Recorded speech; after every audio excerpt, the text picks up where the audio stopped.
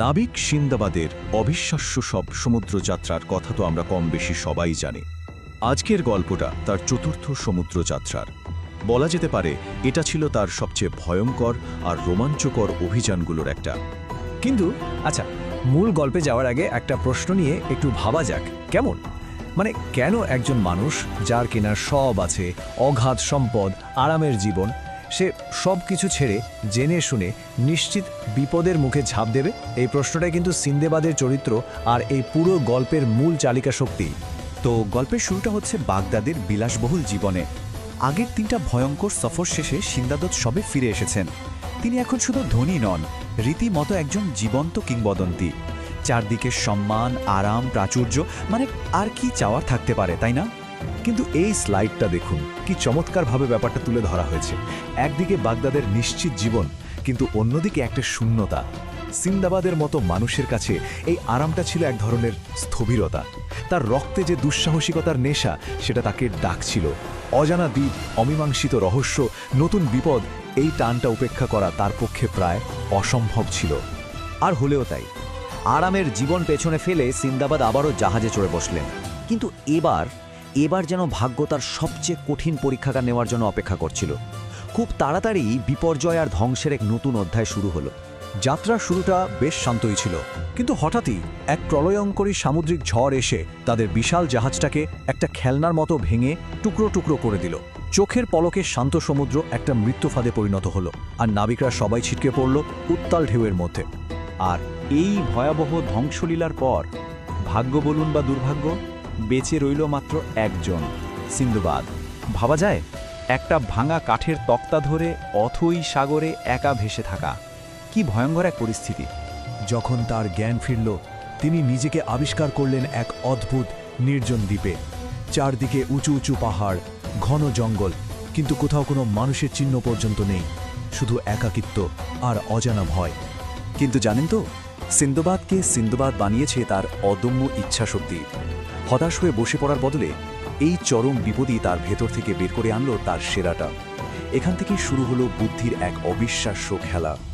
হঠাৎ একদিন তার চোখে পড়ল আকাশে উড়ে বেড়ানো বিশাল এক পাখি। হ্যাঁ, এই স্লাইডে যার কথা বলা হচ্ছে কিংবদন্তির সেই রুখ পাখি।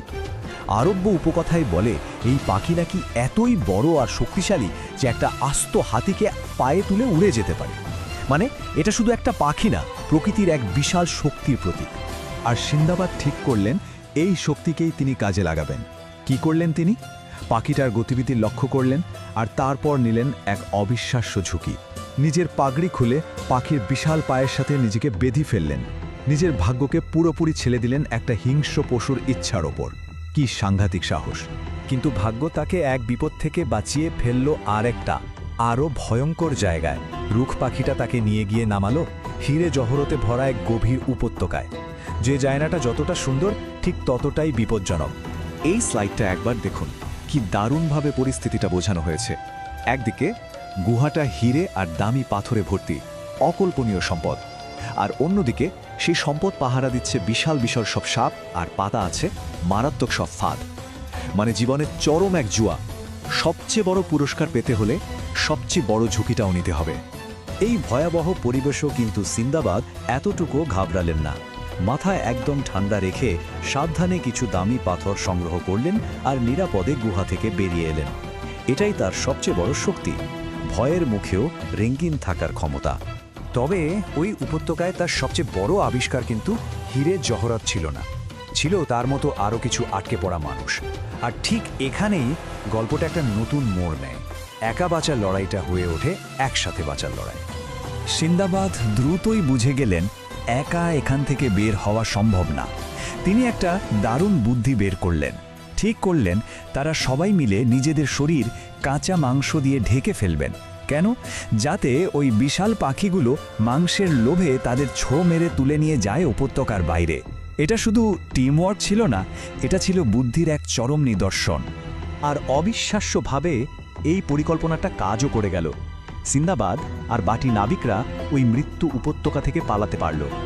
পরে একটা বণিক জাহাজ তাদের উদ্ধার করে। এটা প্রমাণ করে দেয় বুদ্ধি আর একতা থাকলে অসম্ভবকেও সম্ভব করা যায়।